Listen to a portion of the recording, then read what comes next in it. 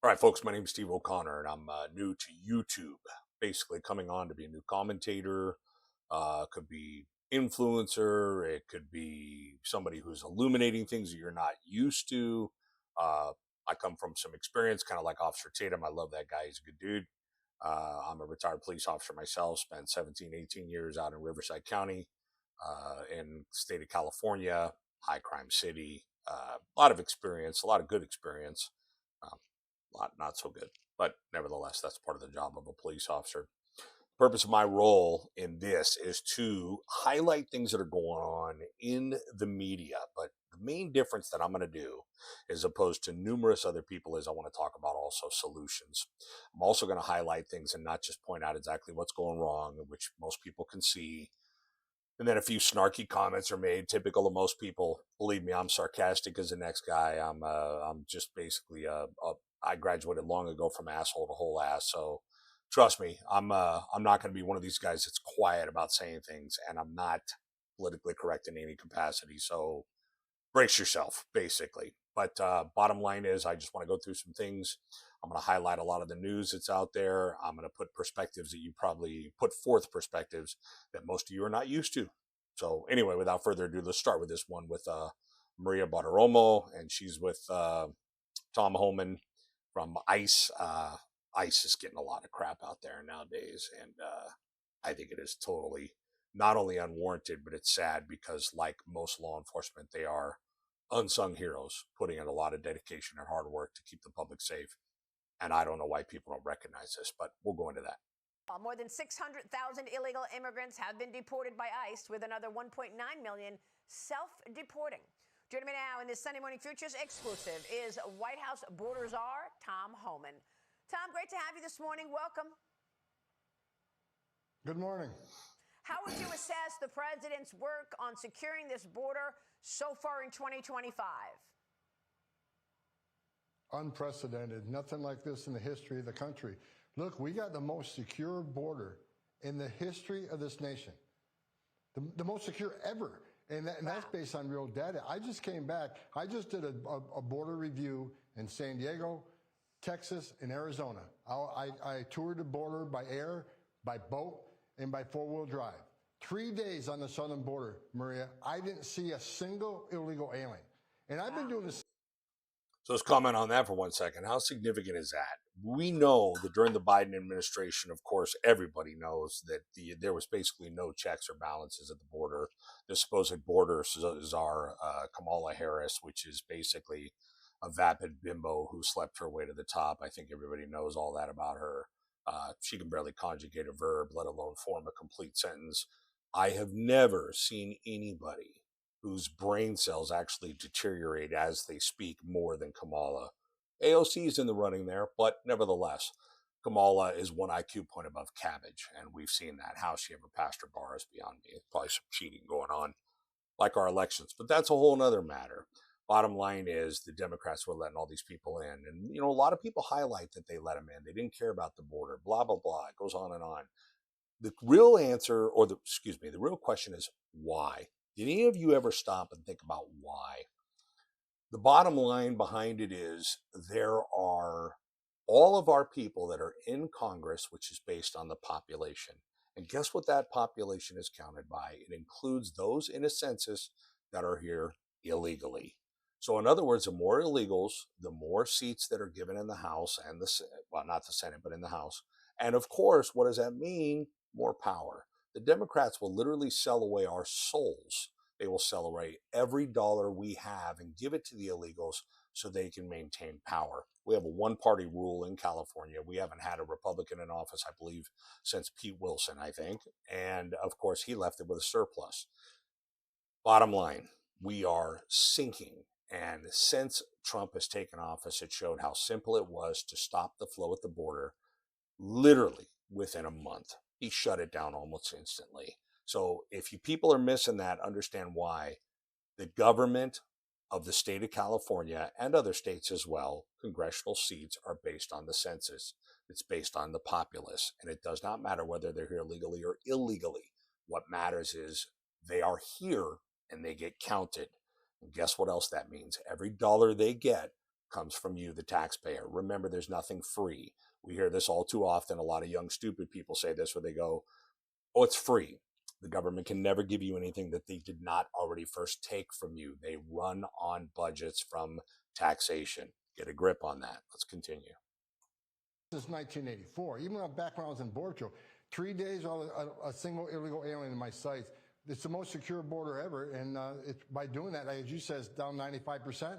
How many aliens aren't dying making that journey? How many pounds of fentanyl aren't getting in and killing Americans? How many known suspected terrorists are not crossing that border because the Border Patrol is 100% vigilant on that line, stopping all the entries? It's incredible. Never seen anything like it in my 40-year career.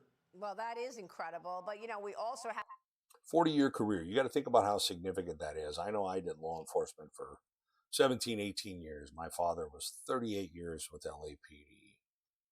I can tell you right now that it's hard to fathom almost doing double what my career was in law enforcement. But one has to understand that when you make a statement that it is the lowest numbers that he's seen in his 40-year career, that tells you that it's all politics. It's not a matter of whether or not we had the ability to stop the flow at the border. It was a matter of who was in control. Simple and plain as that. We all know that because if it's come to almost a complete halt by now, that tells you one president, President Trump, resolute on stopping the flow at the border, other presidents not. And they do not realize the amount of kids that come over, the trafficking, the drug flow, the criminals that are let out of prisons. Oftentimes these countries, people don't realize this, and trust me, I talked with scores of illegals that were here in this country. As many as I could get deported, I would. I'd call Border Patrol when we could. We had what was called a BP alert, and we would contact them, and they'd take these guys. Bottom line behind it is these guys would tell you, they will empty their prisons and tell them, go jump into the United States. They'll give you benefits. They won't care. They won't check your status. They don't care about infectious diseases, past criminal behavior, nothing. And I don't know why this is, but the public for some reason believes that ICE, a law enforcement agency that has to pass backgrounds, criminal backgrounds. You understand what it takes to be vetted to be an officer in the United States or in the state of California. It is immense. On average, it's generally anywhere from 1 out of every 700 to 800 to 1 out of every 1,200 people that get hired, that apply. The numbers are that thin. You have to have a phenomenal background. So to sit here and act like these guys are the criminals and the pieces of garbage, the excrement coming into our country are not, is ridiculous. Bottom line is, again, turn it around and understand that there are some people who just are seeking a better life.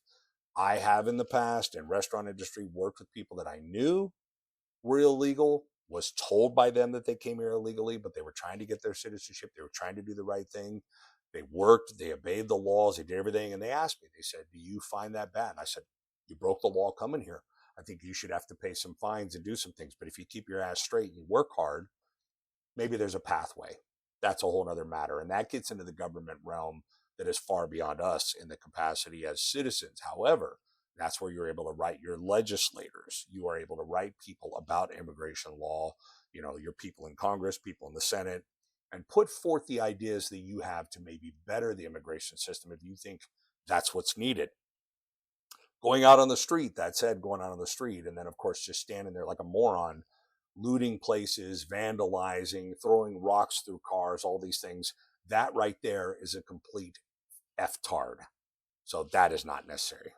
Have to take a look at what went on under Joe Biden and the 4 years of the Biden administration and that wide open border. There were people who came in during the Biden years and actually have continued to commit crimes. How significant is that right now, given the fact that these news stories of the last couple of weeks have people dying at the hands of illegals?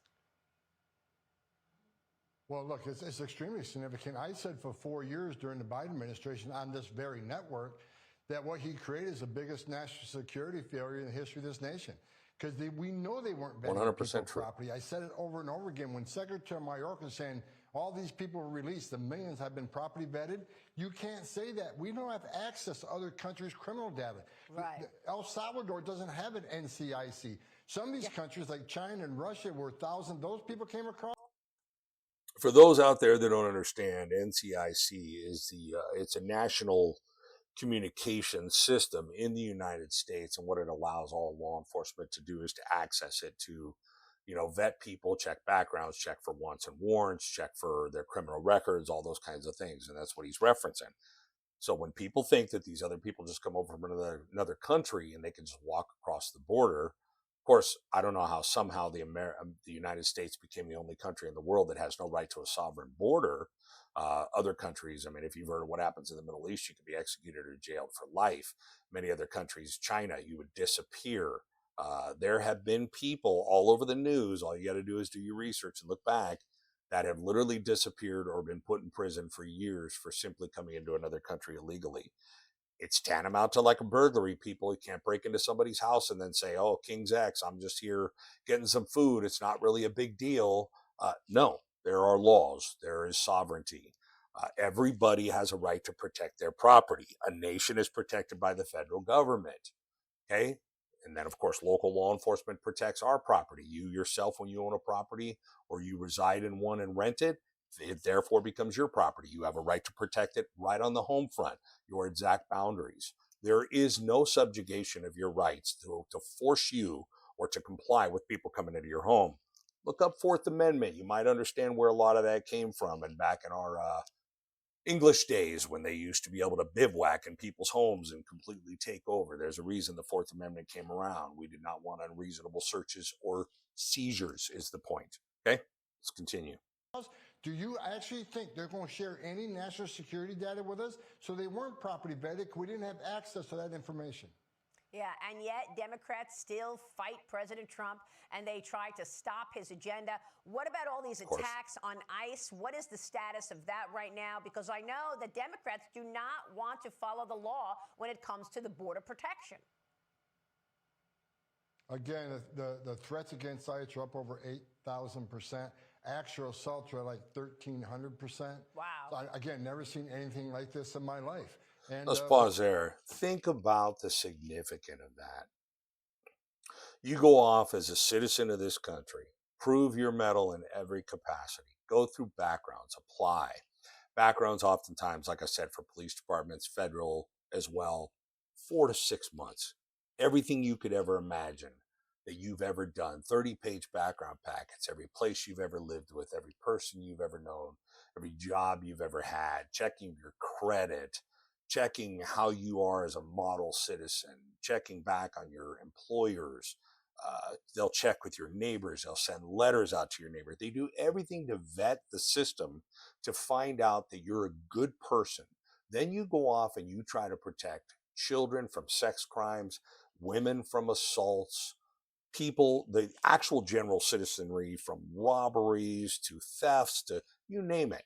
Goes on and on, as we well know, even up to murder, all the drug dealing, the gangbangers, all that kind of stuff. All you have to do is walk into any city, and when you look at most of your gang members, what are they going to be? Sorry to say, they're black or Hispanic. Many of the Hispanic gangs, including Mexican Mafia, completely run out of the prison system. They're run from the prison system, people. So therefore, they have the power in the prison system from somebody who's let out to just order the death of another guy who didn't follow through on the outside of the prison. You think that they're inside and they can't control things? Wrong. 100% controlled. Yet these ICE agents face assaults at epic levels. People throwing rocks in cars. Mind you, I believe there should be local law enforcement following with these guys. When a rock goes into the car of any ICE agency vehicle and they're driving, immediately law enforcement should stop, apprehend them. It's a felony. It's assault with a deadly weapon. You throw a rock into a car, you can injure somebody, great bodily injury or death. You can vicariously cause the liability by a traffic accident. There is a myriad of reasons to arrest these people, and they still let it go. Hopefully later on through AI stuff and video surveillance, they can identify some of these guys. But of course, I love the hypocrisy of how much they argue about, geez, these guys are in law enforcement and they're wearing covers over their face, and they're not allowed to do that, but every criminal is in the street. Absolutely the height of hypocrisy and retarded. The good thing is Department of Justice under Pam Bondi is prosecuting at record numbers for violations 18 U.S.C. 111, which is impeding, interference, putting hands on a ICE officer. So I looked at the numbers the other day. I've never seen so many prosecutions in my life. So we're sending a strong message. There is zero consequence. You put a hand on an Here's a problem where the media is irresponsible. I would like a good media source, somebody out there at night. Used to be Tucker a lot, Sean Hannity, many of the boys at Newsmax, One American News, Fox, Jesse Waters, those boys, Gutfeld. You guys need to start putting out results of the prosecutions. I think what emboldens people is when they don't actually see the results. When you obstruct an officer in his official duties, and generally most of your federal stuff will mirror state or vice versa. Laws that exist for the state usually exist at the federal level as well. Oftentimes, federal may be more severe penalties. Used to be that assaulting a peace officer was a felony, no matter what. Nowadays, they've broken it down to a misdemeanor based on whether it's just a simple battery versus dangerous or a severe assault, or weapons, things like that. Then it goes back into the felony realm.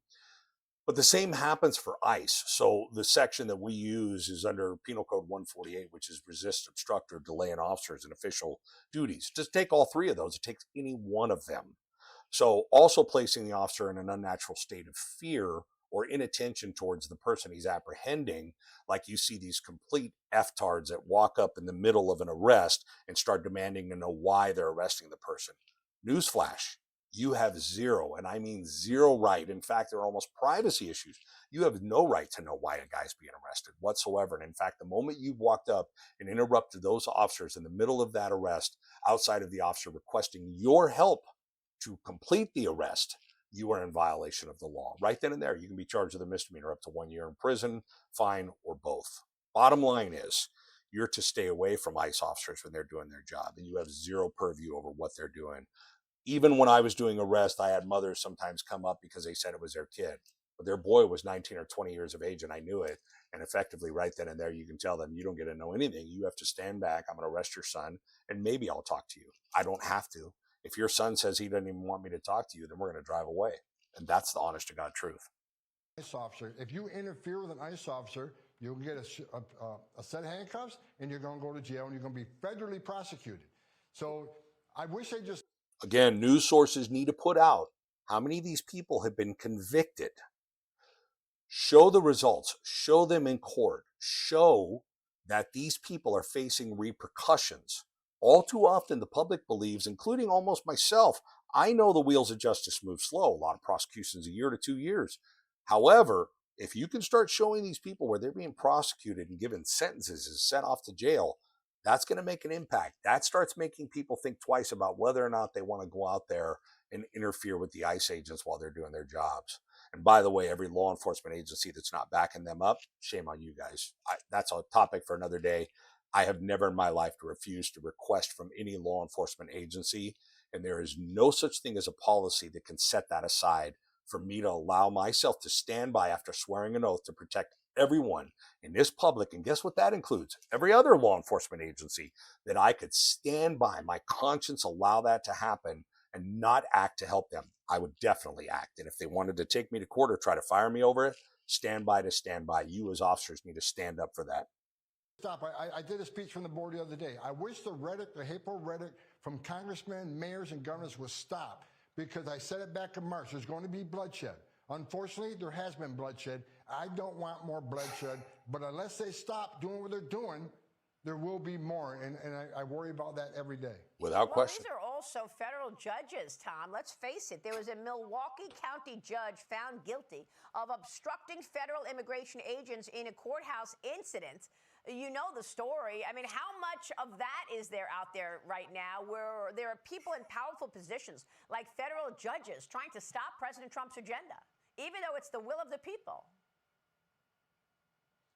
That's clear what I just said. You cross the line, you'll be prosecuted. Zero tolerance. There's going to be consequences. So even if you're a judge, there are consequences for violating the law. So, that's a clear example of some of the radical judges who want to, constantly rule against us because they've been radicalized. They don't believe in President Trump and his mission. Look, Pause there. This is the whole thing about progressive liberal judges. And here's the thing.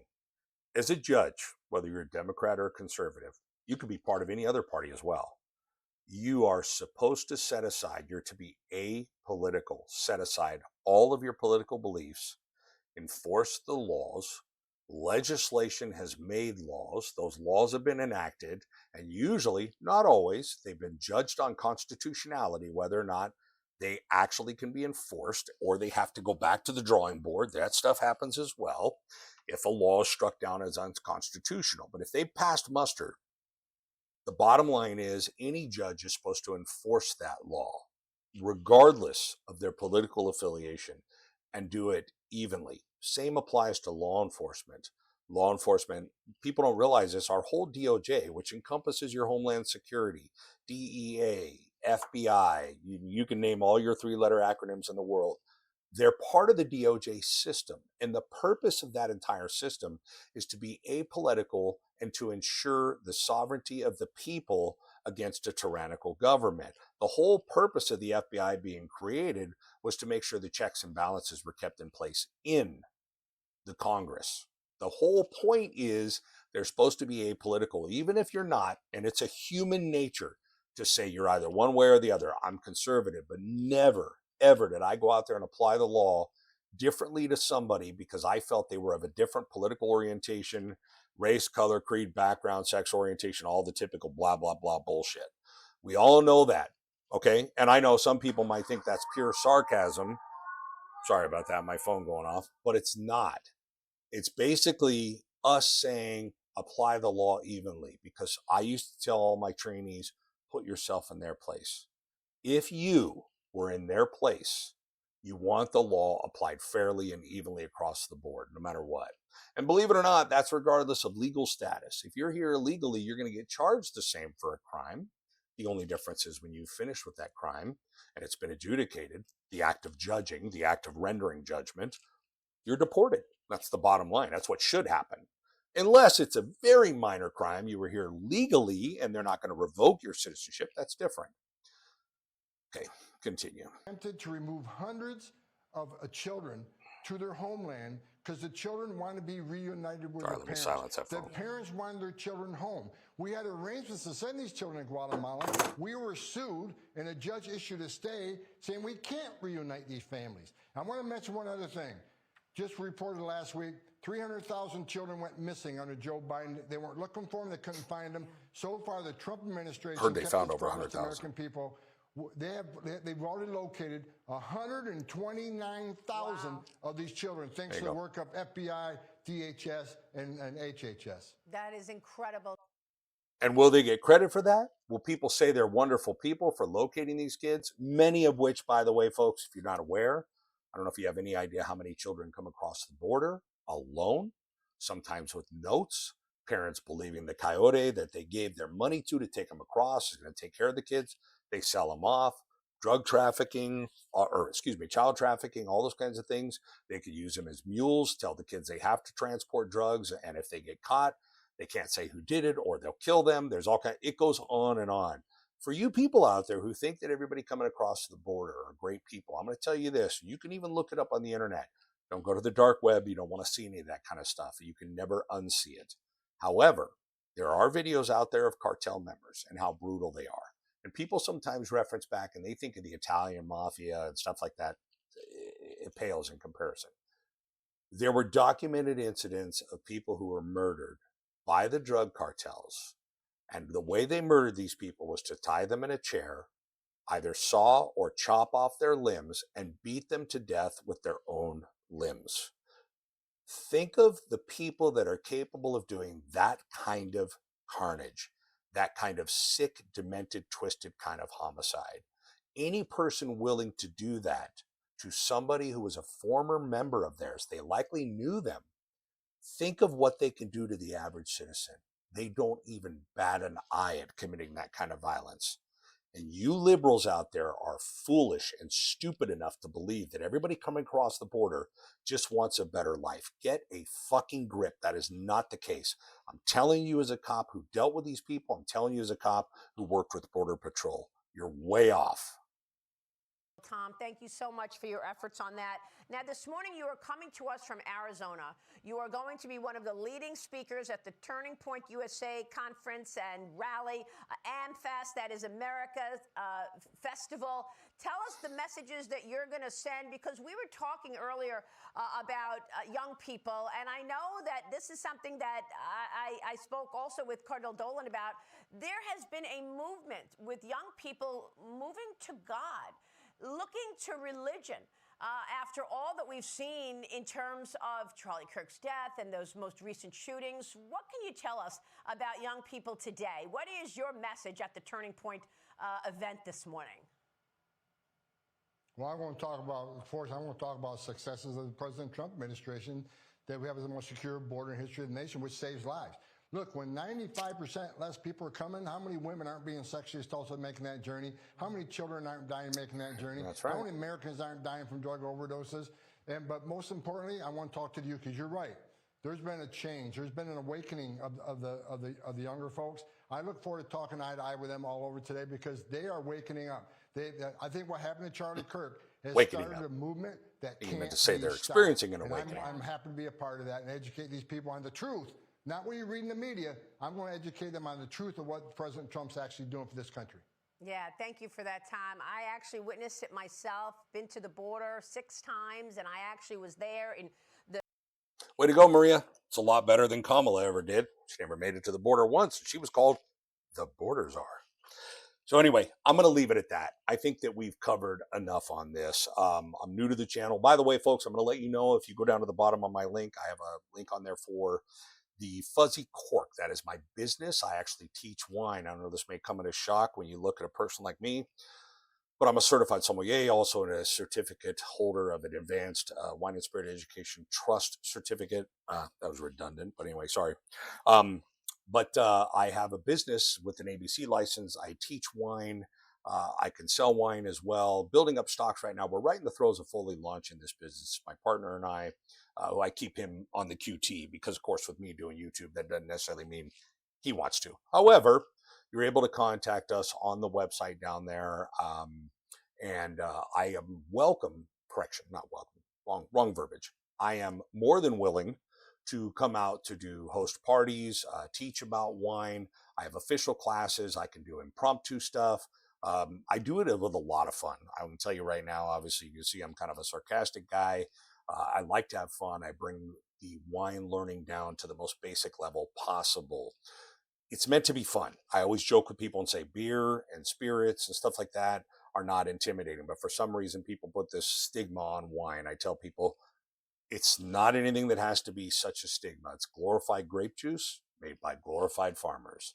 And it should be accessible for all. Everyone's got their set budgets. We all know how that works. I got wines that can go anywhere from $10, $12 up to stuff that is $50 or more. It just depends on your palate level and where you want to have fun. Anyway, the last part of this, of course, is like, share, comment, subscribe. Trying to get my name out there, trying to get started. I really appreciate all the help.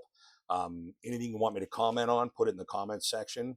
If you comment like a complete asstard, I will not usually respond. But if you comment about things that are serious, or you want me to comment on another video, you can always send a link to the video and I'll do a commentary on it and upload it. I'll do my best to get to everybody. Obviously, we all know when you get comments, it takes time. However, best to all of you. Thank you so much for watching. Hope you enjoyed this first video that I put out, and more to follow. All my best. God bless. Take care.